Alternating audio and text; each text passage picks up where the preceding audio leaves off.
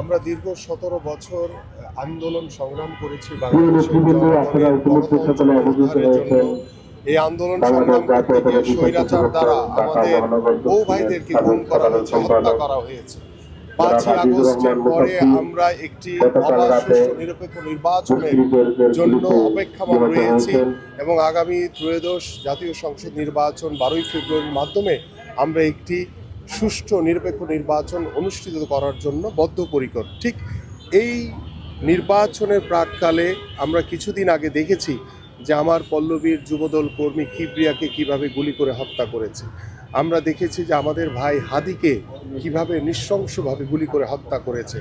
গতকালকে আমাদেরই সহযোদ্ধা সহকর্মী, যিনি শত শত মামলায় জর্জরিত ছিলেন এই স্বৈরাচার দ্বারা এবং জীবনে অনেক কষ্ট করেছেন, তাকে কিভাবে নৃশংসভাবে এই ফ্যাসিস্টদের দোসররা গুলি করে হত্যা করেছে এবং এই হত্যাকাণ্ডের সাথে যারা এই নির্বাচনকে বানচাল করার জন্য ইতিমধ্যে তারা ষড়যন্ত্র অব্যাহত রেখেছে, তাদের সহযোগী হিসেবে এই দোসররা মিলে এই হত্যাকাণ্ড ঘটিয়েছে।